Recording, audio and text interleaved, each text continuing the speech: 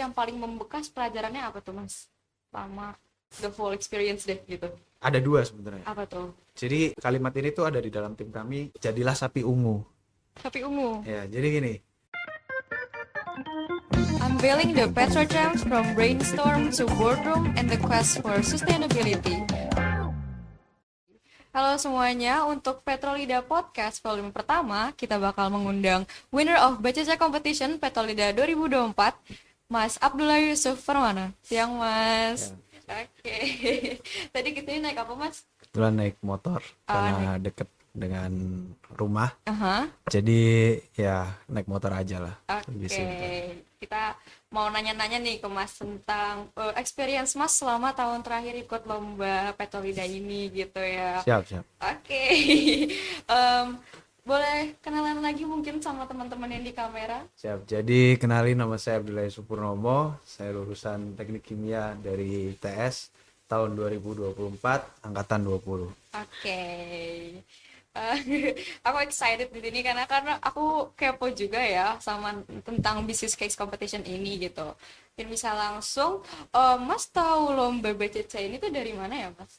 Kebetulan selama kuliah di TS kan banyak ya info-info di sosial media terutama. Nah, kebetulan memang saya pribadi dengan tim saya punya ketertarikan di bidang petroleum and gas. Jadi saya rasa ada kesesuaian gitu, sehingga ya kita coba aja untuk kesempatan terakhir di tahun terakhir 2024. Oh, berarti Mas ikut ini kayak pas masa-masa sebelum selesai kuliah gitu. Iya, tahun kami terakhir. Terus kalau misalkan gitu sebelumnya udah pernah ikut lomba gitu belum Mas? Sebelumnya udah pernah ikut lomba, Oh, udah. cuman kebetulan mungkin belum rezeki, masih terlalu cupu, belum banyak jam terbang. Jadi ya pecah telurnya baru di tahun 2024. Mungkin setelah banyak mencoba, setelah tahu selanya seperti apa kayak gitu. Oke. Emang kalau aku boleh tahu emang lomba apa nih Mas yang belum pecah telurnya nih? Sebelumnya tuh pernah coba paper and poster competition juga. Belum sampai semifinal, kita juga udah belum rezeki. Terus di tahun 2024 kita diundang untuk ke Bandung tentang paper and poster competition. Waktu itu emang kita bawa tentang Brayton Combined Cycle Power Generator. Ya puji syukur kita menang di tahun 2024 sebagai second runner up. Keren. Makasih. Oke. Terus kan tadi Mas bilang Mas dan tim Mas ini kayak punya ketertarikan di oil and gas kan. Ya. Gimana tuh cara Mas ketemu? Kan tadi kita sebelumnya udah pernah ngobrol juga kan kalau Mas sama timnya ini bukan satu jurusan. Terus gimana tuh Mas kayak forming your group gitu? Jadi di awal emang saya banyak belajar ke Kudus ya, salah satu partner tugas akhir saya. Kebetulan di Teknik Kimia ITS untuk tugas akhir ini memang dikerjakan secara komunal, berkelompok. Satu kelompok berisikan 2 mahasiswa begitu. Nah, karena saya satu partner dengan Abdul Kudus, saya banyak komunikasi, saya banyak belajar gitu. Dan Kudus sendiri pun juga memiliki ketertarikan di bidang petroleum dan gas gitu. Sehingga di tahun terakhir untuk kami bisa berkompetisi, kami cobalah untuk berkolaborasi. Saya coba untuk kemudian belajar lebih banyak dengan Kudus, begitupun juga sebaliknya. Nah, untuk BCC sendiri, tim kami ini memang lanjutan sebetulnya dari paper and poster competition pada kita ke Bandung. Cuman salah satu kawan kami karena memang sudah lulus di tahun 2024, sehingga kami carilah partner lain. Kami ketemulah dengan salah satu kawan kami namanya Givari begitu. Terus sekarang kan Masnya udah lulus nih. Masih Ya. sering bonding gak tuh sama timnya? Oh masih. Oh, masih. Jadi berkahnya ikut lomba tuh sebenarnya kita lebih dekat secara personal, lebih dekat secara profesional. Karena kan ketika lomba pasti ada penyesuaian secara personal, terus penyesuaian secara intrapersonal juga pasti kan. Nah, ini yang kemudian kita bawa sampai saat ini. Bahkan ketika misalkan saya ada tes atau ujian gitu, saya sering masih komunikasi dengan kawan-kawan saya untuk terutama dengan Kudus, dengan Givari, tim kami untuk mendapatkan pandangannya lebih baru gitu. Berarti kayak kalau lagi ngumpul tuh nggak cuma ngomong tentang lomba aja gitu ya Mas? Oh enggak. Oh, sering main enggak? Oh sering, Oh sering. sebelum Kudus balik ke Cilegon untuk Heeh. bekerja, kita masih sering kumpul di Surabaya, kita masih Ah, masih sering nongkrong, kita masih sering sering ngobrol lah gitu. Sebetulnya masih sering sampai sekarang sih. berarti kalau aku bisa bilang sefrekuensi lah ya mas sekarang. Ya, untungnya Oke. sekuensi. Terus pas lagi in the middle of competition gitu ya, mas pernah nggak ngerasa kesulitan gitu buat mahamin case-nya sama atau sama tentang anything with the competition gitu? Terus gimana cara mas dan tim mas itu kayak ngomongin gitu? Oh, sebetulnya memang kita nggak ada background di dunia bisnis kecuali Givari. Kebetulan Givari sempat ada pengalaman di consulting, kalau nggak salah bisnis manajemen consulting. Nah, dari situ sebetulnya kita mengkolaborasikan. Saya dengan Kudus pengalamannya di bidang engineering. Nah, Kudus terlebih terspesifik di bidang engineering and simulation gitu. Nah, kemudian Givari memang ada di industri manajemen. Nah, kita banyak belajar sebetulnya, kita saling tukar ilmu. Nah, dalam memahami case pasti sering ya kita tidak bisa langsung menangkap apa yang dimaksud dalam case gitu. Nah, dalam prosesnya kita punya rules sebelum kita meet itu kita sudah ada bahan yang mau dibicarakan. Jadi setiap orang punya interpretasi yang berbeda-beda terhadap case yang diberikan. Termasuk misalkan saya pasti punya interpretasi yang berbeda dengan Kudus. Begitupun pula sebaliknya dengan Givari, pasti ada interpretasi yang berbeda dalam case yang diberikan gitu. Terus apakah pernah mas kayak in the midst of conversation dari interpretasi yang berbeda itu mas jadi yang kayak enggak aku ngerasa bener sama interpretasi aku gitu. Oh pasti. Heeh. Justru malah ketika kita punya interpretasi yang berbeda, itulah nilai yang seharusnya dijaga. Kalau misalkan, jadi gini, tolak ukurnya kapan interpretasi kita salah dan tidak, itu adalah ketika kita sudah tidak bisa menjawab lagi pertanyaan dari kawan kami. Misal saya punya statement A begitu ya. Ternyata ketika statement A ini dipertanyakan menggunakan paling simpel 5W1H, saya tidak bisa menjawab lebih dalam, maka dikatakan interpretasi pemahaman saya terhadap case itu yang nggak dalam, berarti bisa dikatakan keabsahannya kurang gitu. Nah, begitupun untuk kawan-kawan kami, tim kami juga memperlakukan hal yang sama. Ketika interpretasi kita tidak bisa dipertanyakan lebih lanjut, maka ya sudah mentok, berarti itu kurang dalam, kurang absah lah istilahnya di dalam tim kami seperti itu. Oke, tapi ini aku mau clarify aja gini. Berarti kalau misalkan gak bisa menjawab secara mendalam, that doesn't mean it's wrong, right? Kayak mungkin kitanya kurang mendalami aja gitu. Iya, kita kurang dalam, bisa juga hipotesa kita tidak kuat, kurang kritis begitu, kurang mengakar. Nah, itulah I yang kemudian kita see. coba betulkan, kita coba benahi dari saling melengkapi itu tadi, dari berbagai background tim kami yang memang berbeda-beda gitu. Menarik sekali. Oke. Terus kalau misalkan Mas bisa kayak reka ulang kompetisi kemarin, Mas apa yang bakal Mas lakukan berbeda gitu? Mungkin untuk reka ulang ya, jelas dalam memahami case pasti berbeda-beda pemahamannya. Tetapi untuk bisa berjalan lebih jauh, mungkin menurut saya adalah memahami kekurangan dari setiap partner kami begitu. Bukan berarti pada saat kemarin kita tidak saling menghargai gitu ya. Oke. Tapi lebih untuk kemudian mendorong supaya satu dengan yang lain ini memiliki kesamaan level up dari masing-masing pribadinya begitu. Jadi contohnya misalkan saya tidak memahami case ini, maka bukan berarti saya harus lepas tangan, tidak gitu. Tapi memang kita harus sama-sama membahas gitu. Kemudian yang kedua mungkin kalau saya bisa putar balik waktu, memahami bahwasanya setiap individu dalam tim kami itu punya kesibukan yang masing-masing. Tetapi dalam eksekusinya langkah lebih baiknya untuk meningkatkan objektivitas dalam bekerja sama begitu. Misalkan ya semua orang pasti merasa lelah, tapi kami sebagai pribadi masing-masing harus bisa untuk menahan rasa lelah tersebut gitu. Oke. Aku mau circle back sama tadi yang Mas bilang harus punya kepahaman yang sama kan. Biasanya kalau di yang aku tahu di teman-teman aku ya, kita bagi tugas sesuai kemampuan masing-masing gitu. Jadi kalau aku nggak bisa ya udah dia aja yang kerjain gitu. Apakah menurut Mas itu kurang, atau menurut Mas itu kayak semua orang tuh harus bisa dalam level yang sama gitu supaya bisa maju ke depan, atau gimana? Mungkin gini, maksud dari level yang sama ini adalah eagerness-nya ya, keinginannya untuk belajar, kemudian keinginannya untuk saling memahami lah, bahwasannya ketika ada kawan kami yang ingin untuk belajar, berikanlah ruang untuk beliau untuk belajar lebih dalam gitu. Nah, yang dimaksud ketika justru malah ketika tim kami membahas sesuatu, jujur saya tidak pernah sebetulnya belajar tentang brand positioning, market positioning seperti itu. Nah, inilah yang kemudian saya anggap bahwasannya ini adalah opportunity untuk kita berkembang, opportunity untuk kita belajar lebih dalam. Lah justru ketika kita tidak bisa, salah satu partner kami merasa kurang percaya akan tugas yang diberikan, itu malah justru diambil aja, berani-beranian aja gitu. Ya karena kalau enggak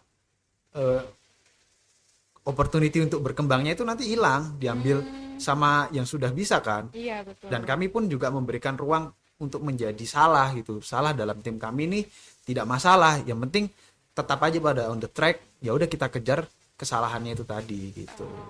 Berarti leave room for improvement buat diri Yes. sendiri Ya, gitu ya betul, teman-teman. Terus berarti selain itu yang paling membekas pelajarannya apa tuh Mas? Selama the whole experience deh gitu.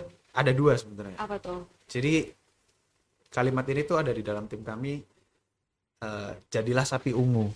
Sapi ungu. Ya, jadi gini. Sapi di mana-mana ya warnanya hitam, coklat, putih, Iya, dan sebagainya macamnya kan. betul. Kalau nyari sapi warna ungu pasti susah. Jelas ketika mau lomba, kita ini kan bertemu dengan kawan-kawan yang saling menawarkan ide-idenya untuk menjadi inovatif, menjadi inovator begitu.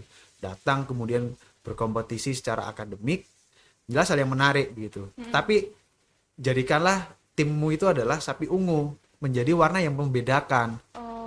Nah, inilah yang kemudian menjadikan kami untuk memperkuat identitas dalam menyelesaikan permasalahan itu menggunakan point of view dari engineering. Di mana engineering yang biasanya dianggap sebagai ilmu eksak atau pasti, ini kita coba untuk kaitkan dengan dunia yang ada di dalam sektor industri bisnis gitu. Nah, sehingga identitas yang kuat ini harus didorong, harus diperkuat kembali untuk bisa menjadi sapi ungu yang saya ibaratkan tadi gitu, menjadi warna yang berbeda dari warna-warna yang lain. Nah, terus ada juga tuh kita sadar kalau choose your own battle gitu. Kita paham nggak mungkin semua sektor inovasi itu bisa kita menangkan. Ya kita pilih aja mana yang memang betul-betul kita yakin, kita pede dengan bidangnya. Nah, itu yang kita perdalam, yang kita jadikan sebagai quote and quote sapi ungu tadi. Oh, I see. Nah, itulah yang menjadikan kita mungkin menjadi hal yang menarik ya dari solusi yang kita berikan pada business case competition. Oke, jadi kalau aku ambil key point-nya itu adalah memahami ke apa tuh namanya, kelebihan dan push towards it gitu ya. Iya, betul. Oke, interesting. Mungkin kita bisa lanjut ke segmen 2 kali ya Mas ya. Kita ngebahas lebih dalam tentang budgetnya Mas nih. Nah, jadi di sini kita udah maparin pitchingnya Mas tahun lalu ya Mas ya. Oke, boleh dong Mas ceritain dikit tentang case ini dan bagaimana cara Mas memperkembangkan ini pas lagi pitchingnya itu. Ya, jadi ketika pitching, jelas kan kita jual ide ya. Iya betul. Dalam jual ide ini, maka ya kita layaknya orang jualan, kita coba untuk persuasif gitu. Buat semenarik mungkin lah, intinya seperti itu. Misalkan di background ini kami selalu percaya kalau misalkan ada masalah pasti ada solusi. Kalau misalkan ada problem pasti ada kemungkinan, ada probabilitas gitu kan. Nah, misalkan kita bahas tentang revenue growth di tahun ini, kita dapat data bahwasannya akan turun sampai tahun 2028 begitu. Kemudian ada juga consumer are behaving to prioritize cheaper price. Nah, ini kita cari juga datanya. Terus kemudian kita carilah data-data yang memang mendukung bahwasannya solusi kami ini sudah sesuai dengan koridor yang diberikan begitu. Nah, kemudian kami percaya bahwasannya dalam lingkungan yang bermasalah, dalam situasi yang problematik, kami percaya akan ada suatu opportunity, ada peluang begitu. Apa saja peluangnya? Lah ini kami sebutkan, misalkan membuat produk dengan komersialisasi kondisi yang baru begitu. Kemudian memiliki economical price seperti dan lain-lainnya lah gitu. Dan juga kami memang fokus karena kami di areal engineering, kita fokus untuk dekarbonisasi begitu. Dan ini sesuai dengan salah satu tujuan dari case yang diberikan oleh perusahaan gitu. Oke, jadi aku nyari-nyari tentang case yang Mas lakuin kan tahun lalu. Terus strategi Mas itu adalah untuk mereduce production cost by applying thermal coupling, replacing low pressure steam with high pressure steam as the evaporator heater. Nah, kira-kira gimana tuh Mas? Bisa jelasin lebih lanjut gak? Jadi biasanya kan evaporator itu pakai, ini tolong koreksi saya ya, saya juga agak sedikit lupa. Evaporator itu biasanya pakai low pressure steam. Nah, kali ini kita coba rubah, kita coba modifikasi, dan kebetulan ini memang salah satu bidang yang didalami oleh tim kami, Abdul Kudus. Gitu. Abdul Kudus ini memang banyak menangani kasus-kasus yang berkaitan dengan simulasi gitu. Nah, yang dipakai ini kita menggunakan high pressure steam dengan tujuan untuk meningkatkan efektivitas, kemudian untuk bisa sebetulnya di areal produksi efisiensi aja sih ini, sepemahaman saya ya. Karena kebetulan bagian ini memang yang lebih mendalami dan lebih banyak memahami berhubungan langsung itu Abdul Kudus Al-Kahfi sebetulnya. I see. Terus kan ini kan kayak looks very complicated gitu buat aku kan. Terus menurut Mas ini selama pengerjaan apakah itu semuanya santai atau semuanya itu well organized atau yang kayak strict gitu? Sebetulnya dalam mengerjakan kita santai ke arah strict sih ya. Gimana tuh Mas? Jadi, santai ke arah ya strict. kita strict, misalkan kita udah bagi nih untuk bagian simulasi hal seperti thermal coupling ini salah satunya, ya ini memang udah ranahnya Kudus gitu. Kita nggak akan nyentuh atau melakukan intervensi terhadap ranah yang sudah diberikan gitu. Jadi kita hanya sekedar tahu, oh sistemnya seperti ini, oh thermal coupling ini dari yang awalnya pakai low pressure steam kita ganti pakai high pressure steam gitu misalkan. Nah ini adalah bidang yang sudah diberikan ke Kudus, itu udah wewenang penuhnya beliau untuk mengerjakan gitu. Begitupun dengan saya, misalkan saya menggunakan market analysis, ya ini adalah ruang kerja saya. Nah ruang kerja yang bisa saling diinterupsi itu adalah ruang kerja untuk kolaborasi. Misalkan gini, saya melakukan market analysis ya juga harus sesuai dong dengan apa yang dibuat di solution and recommendation. Nggak mungkin terjadi tumpang tindih. Jadi harus saling membackup antara satu pekerjaan dengan pekerjaan yang lain dalam hasilnya gitu. I see. Terus dari pengerjaan ini kan berarti kayak Mas kerja dengan output masing-masing gitu ya? Yeah. Oke. Terus komplikasi dan target-target output ini tuh gimana tuh Mas? Ada nggak? Kayak selama pemberian case atau lagi pitching kah gitu? Komplikasi ini berarti ke arah masalah ya? Iya betul Mas. Sebetulnya kalau ke arah masalah mungkin bukan masalah ya, tapi ada sedikit surprise gitu ya, mungkin kejutan. Jadi ketika di hari final kita harus pitching, salah satu kawan kami memang ada acara yang betul-betul tidak bisa ditinggalkan. Sehingga kita terpaksa untuk yang awalnya pembagian tugas dari 3 orang menjadi 2 orang gitu.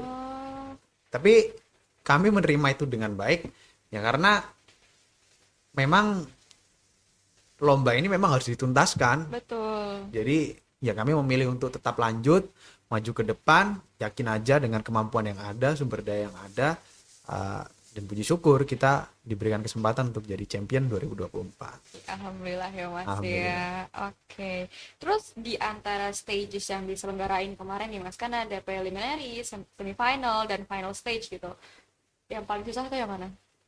Menurut kami yang final stage ya. Oh karena hilang itu tadi ya? Ya coba di final stage ini boleh ditunjukin nggak sih? Di final stage, nah ini nih. Oh ini? Ya, Oke. jadi di final stage itu kan sebetulnya kita di statement ya diberikan koridor solusi harus berkaitan dengan produk efisiensi, utility cost, dan yang lain-lainnya lah. Banyak ada utility cost, supply chain cost dan sebagainya. Nah, sebagai penulis, kita percaya kita ini nggak bisa menuliskan sesuatu yang sifatnya katanya. Kita harus berbasiskan faktanya. Betul. Jujur ketika pembagian tugas, memang supply chain ini kami pribadi kami nggak menemukan adanya bukti yang konkret bahwasanya perusahaan sekaliber Unilever memiliki problem di supply chain begitu.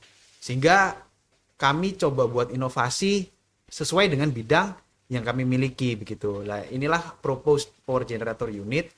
Nah, sebetulnya ini kita gunakan mirip-mirip ya, kita gunakan dengan Brayton combined cycle, di mana cycle yang di bawah itu kita pakai Rankine, yang di atas itu kita pakai Brayton gitu. Nah, ini diharapkan dia bisa mengurangi operating expenditure untuk kebutuhan electricity dan juga menyesuaikan dengan tujuan dari perusahaan untuk mengurangi emisi karbon begitu. Wow. Dan ini sebetulnya yang kami apa ya, menjadi senjata kami lah ketika kami present dari solusi kami. Dan juga kan di dalam power generator ini kita dapat net energy clean yang dihasilkan itu sekitar 2,5 megawatt. Oke. Seingat saya gitu. Oke, ini question terakhir buat segmen kedua ya Mas ya. Aku lihat ini kayak keren banget dan very complicated ya. Aku sendiri jujur nggak ngerti. Tapi menurut Mas apa yang bikin kelompok Mas pembeda dari kelompok-kelompok lain yang menurut Mas kayak ini layak buat menang gitu? Kita percaya sama identitas kita aja masing-masing sih. Maksudnya itu adalah ya kita percaya bahwasanya sejak awal engineering itu pasti ada kaitannya dengan bisnis dan ada korelasi secara linier lah. Sehingga kita coba cari mulai dari background, mulai dari solution and recommendation, mulai dari theoretical framework dan sebagainya macamnya, sampai ke conclusion and suggestion, yaitu memang kita berbasiskan hal yang sifatnya matematis dan numerik. Betul. Jadi karena kita yakin dengan identitas kami sebagai engineer, ya kita coba tawarkan sedalam-dalamnya, semudah-mudahnya untuk dipahami, dalam bahasa yang semudah-mudahnya ya maksud saya, untuk kemudian bisa diterima begitu solusi kami. Dan jelas ketika mempresentasikan, ini nggak jauh beda dengan ketika kita harus menjual produk begitu. Pasti ada nilai-nilai yang sifatnya persuasif yang harus disampaikan kepada judges begitu. Oke, berarti kalau dari pandangan aku gitu ya, saat pitching itu juga harus dari yang sangat dalam gitu. Oh jelas, percaya kalau itu sih dari pengalaman kami sebelumnya ya. Iya. Kami percaya kalau memang dalam presentasi pada saat lomba ya memang sifatnya pitching, persuasif begitu. Oke, berarti kalau dari dua aspek tersebut gitu, kedalaman topik atau pitching menurut Mas paling penting yang mana nih? Tergantung terminnya. Terminnya. Kalau pada saat melakukan submission untuk dokumennya, Ya. dokumen solution and recommendation dan sebagainya macamnya, jelas kedalaman dalam membahas topik itu harus dalam dan itu harus dibahasakan, disampaikan secara semudah-mudahnya. Karena pada saat kemarin kekhawatiran kami adalah dewan juri ini tidak memiliki background yang sama, yaitu engineering gitu. Sehingga kami berusaha untuk memberikan penyampaian semudah-mudahnya dan juga sesingkat-singkatnya begitu. Yang dimaksud itu adalah ya penyampaian harus tailored, firm and concise, jelas begitu. Sehingga ketika disampaikan tidak looping, kemudian tidak terasa kok engineering sekali begitu. Nah, kemudian kalau ketika presentasi jelas nilai persuasif ini yang betul-betul ditonjolkan, bagaimana caranya kemudian membuat dewan juri percaya bahwasannya oh solusi saya ini membawa determinasi yang paling besar loh. Oh solusi saya ini membawa pengurangan kapasitas pengurangan biaya produksi yang paling besar loh, seperti itu. Oke. Kan tadi Mas pernah mention juga kan kalau hal yang paling penting dalam menjaga satu tim itu adalah tahu kesibukan masing-masing nih. Kan pasti dalam kalau yang aku tangkap nih ya, Mas kan udah tahun terakhir ya waktu itu. Yeah. Itu kan pasti sibuk banget ya. Iya. Aha. Terus gimana tuh cara ngebagi waktu Mas ketemuan sama kelompok dan juga akademik dan mungkin kayak self time lagi, me time itu gimana tuh? Mungkin saya bahas dulu tentang me time ya. Boleh. Sebetulnya ya ini me time kami gitu. Mengerjakan lomba itu salah satu me time kami pada saat itu. Jadi kita nggak merasa terbebani sebetulnya. Tapi dalam menyesuaikan waktu, kapan harus bertemu, kapan harus mengerjakan. Saya rasa inilah pentingnya saling memahami kesibukan masing-masing dan juga punya visi misi yang sama gitu. Merasa saling bertanggung jawab atas bagiannya masing-masing. Jadi ketika oh hari ini tak saatnya ketemu gitu misalkan. Ya sudah, apapun yang terjadi ya kita meeting, kita coba bahas, kita coba sampaikan interpretasi masing-masing, hipotesa masing-masing kayak gitu. Jadi kita selalu kembali ke rules di awal. Kalau misalkan kita ketemu, pasti ada sesuatu yang memang harus disampaikan sesuai dengan pemahaman masing-masing gitu. Dan saling memberikan ruang untuk berkembang, sebetulnya seperti itu. I see. Berarti aman ya sama Mas Firdain ini, Aman nggak sih, ada aman. clash gitu. Aman. Keren. Terus ini kayak aku mau apa ya, membahas lebih dalam lagi sama yang tadi perbedaan pendapat gitu ya. Kan selain pemahaman, perbedaan itu kan udah di-tackle dengan easy ya, kayak tadi Mas ngebahas 5W hanya gitu. Selain itu, kayak hal-hal kecil dalam pemilihan opsi gitu. Kayak mau pakai ini, mau pakai itu gimana cara follow kontra gitu. Sebetulnya dalam eksekusinya hal kecil kita nggak banyak diskusi sih ya. Kita ya sudah gitu, apa yang ada di depan kita rasa cocok, ya itu yang kita pakai gitu. Bahkan kita nggak banyak melakukan melakukan sanggahan terhadap satu dengan yang lain pada saat proses eh, perancangan dari PowerPoint-nya itu sendiri, pitch deck kami gitu. Karena yang jelas dalam pitch deck itu pasti harus ada lah storyline, jangan sampai kepotong. Dan itu saya baru pelajari ketika lomba business case competition. Jadi saya baru tahu oh ternyata pitch deck itu ada storyline-nya ya. Oh ternyata bikin pitch deck itu untuk persuasif harus seperti ini ya. Ada pakem-pakemnya lah yang sebelumnya saya nggak pernah pelajari. Ya udah kita sesuaikan aja dengan pakem-pakem yang sudah dibentuk. Tapi untuk misalkan hal kecil warna atau apa nah itu kita bebaskan, nggak ada problem di awal sih.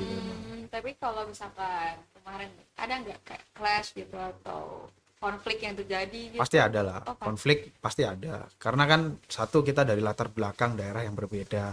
Kemudian interpretasi kita dalam permasalahan yang diberikan kan pasti juga berbeda. Sedangkan di awal kita harus setuju kalau kita harus saling mempertahankan pendapat kita masing-masing supaya kita tahu mana yang lebih absah begitu. Terus yang ketiga, tapi kita semua sadar dalam konflik itu sifatnya adalah konflik yang membangun, konflik yang konstruktif. Jadi ya sudah, konflik itu hanya terjadi pada saat diskusi. Selain itu mah kita saudara, kita nggak berbeda lah gitu. Keren. Terus ini nih kan selama kemarin perjalanan Mas di BTC gitu ya, apa menurut Mas skill yang berkembang sama pengerjaan BCC itu? Dan menurut Mas apakah itu signifikan banget atau menurut Mas ini kayak ya udah gitu? Menurut saya skill yang mungkin tidak pernah saya pelajari dalam bangku perkuliahan adalah skill persuasif. Membuat orang lain untuk percaya bahwasannya apa yang kami tawarkan ini adalah yang memang cocok dengan permasalahan yang ada begitu. Nah, ini tidak lain dan tidak bukan ya hanya bisa saya pelajari ketika saya present ide kami begitu. Ya jelas dalam perkuliahan memang kita tidak diajarkan, tapi kan kita harus coba untuk kemudian berkembang sendiri. Nah, ini sebetulnya ilmu persuasif ini yang banyak saya implementasikan dalam kehidupan pada saat di kampus maupun pasca kampus begitu. Mungkin satu skill yang saya rasa sangat-sangat signifikan gitu ya, terimprove secara signifikan, skill untuk persuasif sih. Oke. Kalau boleh jelasin lebih lanjut gitu, gimana tuh Mas persuasif Mas yang kayak Mas lakuin sama kemarin gitu? Jadi kalau saya Iya. selalu menyampaikan sesuatu itu berbasiskan faktanya, jangan katanya. Kalau kita menuliskan sesuatu, maka nggak jauh beda dengan kita harus banyak membaca kan seperti itu. Betul. Dan mencoba untuk kemudian menyebutkan huruf dalam suatu kalimat itu satu persatu terdengar dengan jelas begitu. Mencoba untuk tenang dalam menyampaikan, mencoba untuk mencari sela kapan saatnya berbicara, kapan saatnya untuk mendengar seperti itu. Dan ini kan sebetulnya berkorelasi secara linier ya. Ketika kita presentasi di depan dewan juri, pasti kita diberikan hak untuk berbicara. Bagaimana kita cara menyampaikan secara tailored, firm and concise. Ini kan tumbuh secara natur begitu. Nah, ya inilah yang kemudian saya coba gali lebih dalam, saya coba pelajari untuk bisa lebih baik di kehidupan selanjutnya gitu. Terus mungkin untuk penonton apakah ada tips and trik supaya mereka bisa lebih persuasif atau lebih lancar dalam presentasi pitching gitu? Kalau saya Iya. dengan tim kami, Mhm. sebelum presentasi jelas kita harus memahami materi yang akan kita bicarakan seperti apa, yang akan kita sampaikan. Kita coba untuk cari apa sih possible question yang akan diberikan dalam presentasi kami. Simulasi untuk presentasi supaya menjadi persuasif itu penting. Mhm. Dimana kalimat yang kita berikan ya harus memang kalimat yang seperti menjual begitu. Harus memberikan bahwasannya oh ini bisa untuk dipercaya, trustworthy, bonafide dan sebagainya. Nah, jelas untuk bisa menjadi persuasif harus banyak membaca riset. Sebetulnya itu tidak dibuat-buat, tapi ketika lomba nanti akan menjadi natur begitu. Karena kan kita ketika membuat submission kan harus banyak membaca, harus banyak berdiskusi. Nah, inilah yang kemudian nantinya di hari H itu kita coba untuk lebih rapi kembali gitu. Terus pas lagi pitching gitu, ada nggak kayak question yang Mas itu nggak nyangka bakal dapet gitu? Oh, ada. Dan gimana tuh cara? Itu yang waktu power generator. Iya. Saya masih ingat betul. Waktu itu kita diminta untuk saya sebagai kalau nggak salah saya diminta sebagai kontraktor, dewan juri sebagai owner begitu. Oke. Nah, beliau menyampaikan saya beri waktu 3 menit coba buat saya percaya kalau memang teknologi itu aman untuk para pekerja kami. Jadi kita diminta untuk melakukan assessment secara safety begitu. Nah, inilah yang sebetulnya kita tidak terfikirkan karena memang mungkin sedikit disclaimer ya, karena memang dalam melakukan suatu improvement dalam teknologi pasti ada tinjauan-tinjauan seperti HAZOP, kemudian HAZIP dan sebagainya macamnya. Nah, ini yang di awal memang kita kita nggak sama sekali tidak terfikirkan untuk ke arah ke sana begitu. Nah, jadi saya rasa coba dengan tim kawan-kawan masing-masing ketika nanti mau pitching, coba untuk saling tackle, saling mempertanyakan dari bagiannya masing-masing. Misalkan seperti saya tadi, saya membahas tentang power generator. Ya sudah diserang saja seperti misal diberikan pertanyaan tentang safety, apakah ini aman untuk para pekerja yang ada di lingkungan sekitar, seperti itu. Berarti bisa. Bisa dan kena paniknya juga sih. Tapi ini personal lebih ke panik itu. How do you handle the panic gitu? Soalnya buat aku sendiri gitu, aku juga kadang kalau ditanya lebih kayak gitu. Gimana Mas? Nah, itu mungkin ada sedikit tips ya. Jadi Iya, boleh banget. saya pernah baca dan pernah saya suka dengar podcast lah. Salah satunya itu Huberman Lab. Ada namanya Andrew Huberman, dia neuroscientist. Ketika kita panik itu sebenarnya kita bisa tarik 2 kali nafas yang berbeda gitu. Jadi kita tarik sampai merasa paru-paru kita penuh, terus kita paksa lagi untuk yang kedua kalinya. Nah, ini tuh sebetulnya untuk untuk menenangkan CNS kita, central nervous system kita. Nah, di satu sisi misalkan kita terbata-bata, itu ada baiknya untuk kita berhenti sejenak.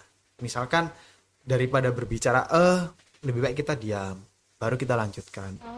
Itu mungkin sedikit tips ya untuk menenangkan diri kita dalam panik. Justru panik dalam pandangan kami itu adalah nilai plus untuk kita. Berarti kita excited sebetulnya, bukan takut ya. Nah, mungkin mencoba untuk memutarbalikkan pikiran negatif menjadi positif lah, seperti itu. Ini pandangan baru banget ya, karena aku baru pertama kali denger nih kayak gini. Panic means you're excited. Oke, mungkin kita segmen depan. Oke. Ini selama tadinya aku kayak pernah mention, cuman untuk experience yang Mas pernah alamin selama ikut BCC ini, ada nggak yang sangat berinfluence di dunia profesional gitu? Mungkin kepercayaan diri untuk menjawab pertanyaan secara spontan. Jadi misalkan saya diberikan pertanyaan dalam suatu pertemuan gitu, dan sifatnya adalah spontan kan. Pertanyaan ini tidak ada dalam rancangan kami sebelumnya gitu. Nah, keberanian untuk menjawab secara concise, tailored, and firm yang saya sampaikan sebelumnya ini terimprove secara natur, secara alamiah begitu. Jadi saya rasa satu hal yang banyak diimprove dari business case competition jelas hal-hal yang sifatnya tidak dipelajari di bangku kuliah, seperti persuasif, kemudian seperti kemampuan untuk menjawab secara spontan. Betul.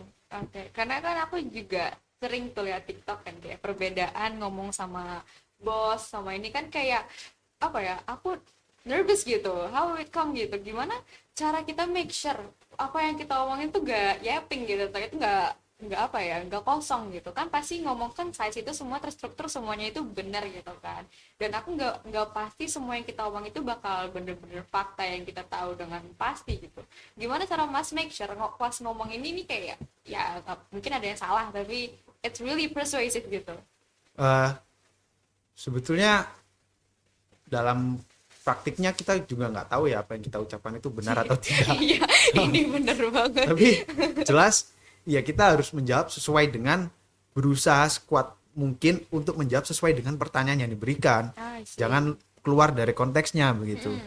Terus apakah yang kita jawab ini berbobot atau tidak? Menurut saya terlalu jauh ya untuk berpikir ke arah sana. Ya sudah, kita beranikan diri, percaya diri bahwasanya apa yang kita sampaikan berbobot gitu, sesuai dengan apa yang ditanyakan gitu. Mungkin mencoba untuk berpikir secara taktis dan pragmatis saja dalam menjawab dalam waktu yang singkat.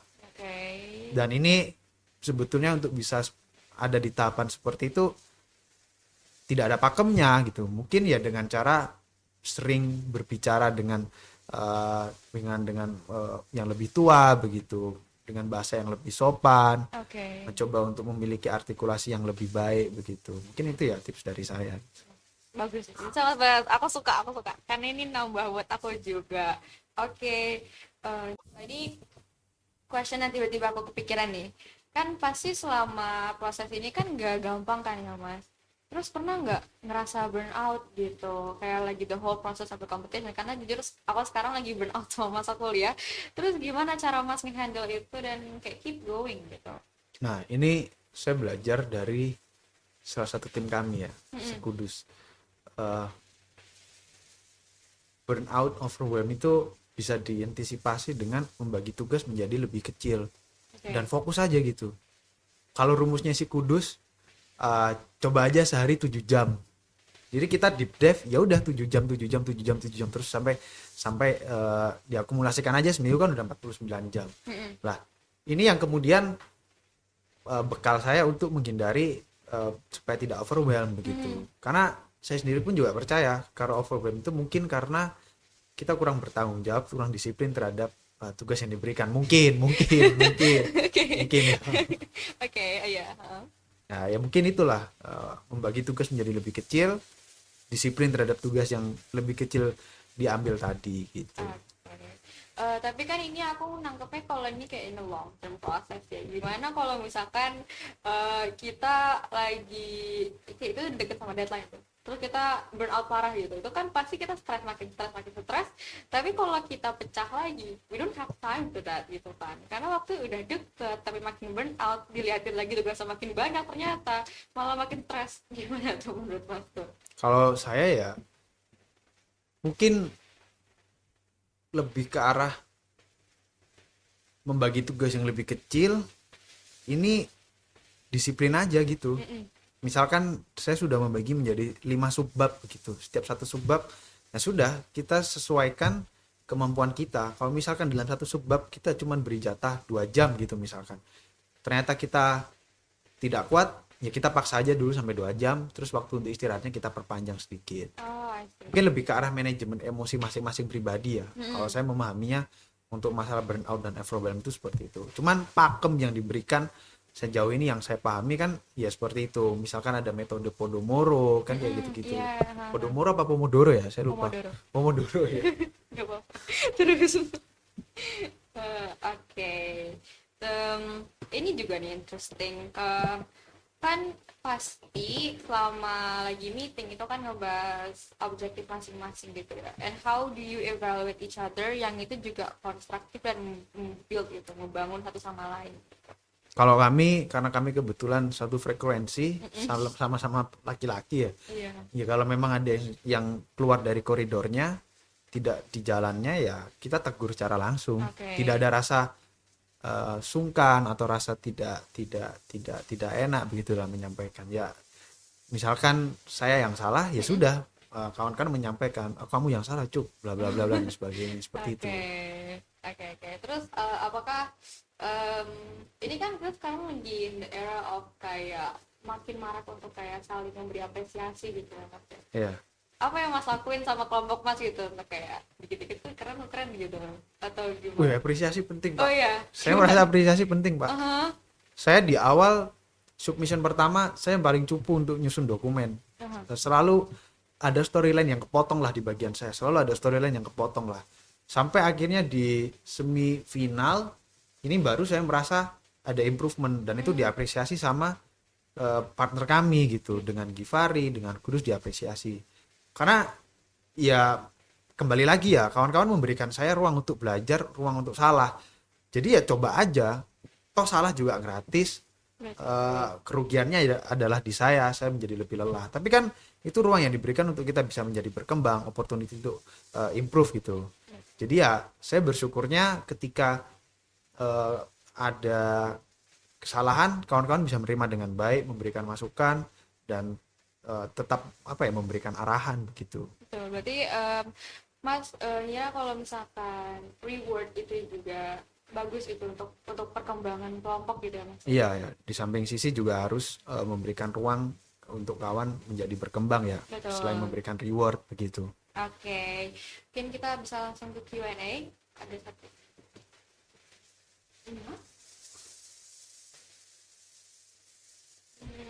Oke. Ini ada pertanyaan. What's the first step your team takes after get the case and how do you prioritize the solution? Yang pertama, waktu itu memang kita langsung bahas dalam artian pembagian fokus masing-masing. Jadi gini, case datang, kita kirim di grup, kemudian kita setuju, oke, tanggal sekian kita ketemu dengan rules.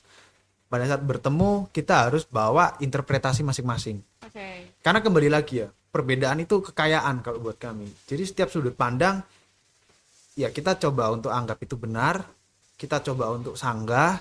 Kalau misalkan dari sanggahan 5W1 tidak bisa menjawab, ya berarti kurang absah gitu. Jadi interpretasi inilah yang kemudian memunculkan banyak possibility yang lain untuk bisa ke arah solution and recommendation itu sih. Jadi interpretasi setiap individu itu harus didorong untuk punya interpretasinya, jangan kemudian dibatasi oleh satu pribadi saja begitu. Wow, oke. Terus ini ada question juga, materi seperti apa yang sebaiknya kita pelajari lebih dalam terlebih dahulu untuk persiapan mengikuti business case competition?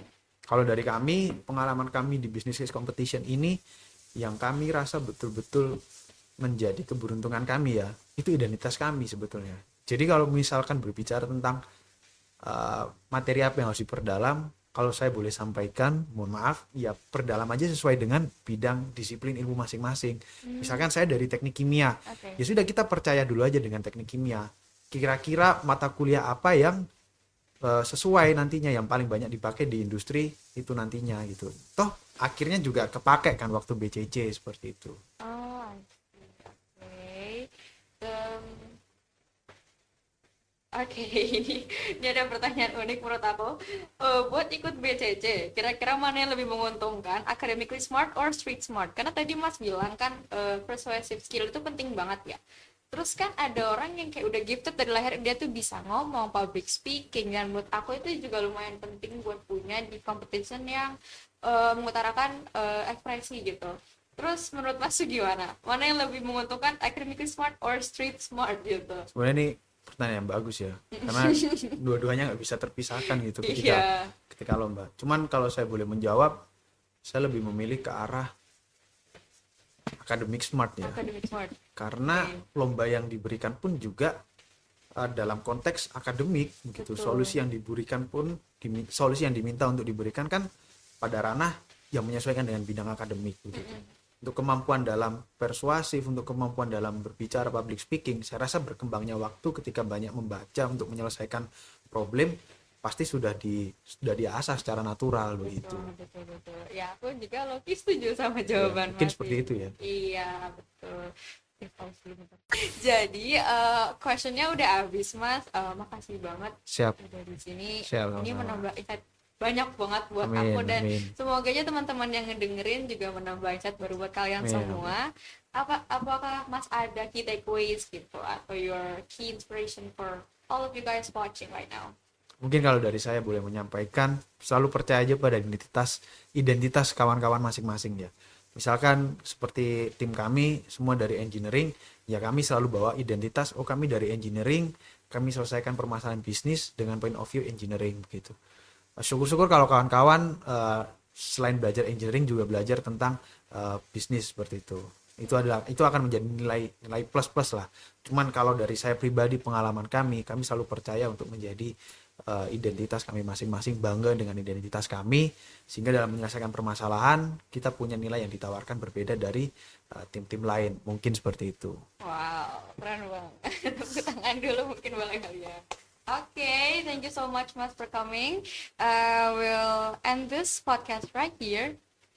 Aku tutup podcast volume pertama di sini. See you guys on the next volume. Bye bye. Bye.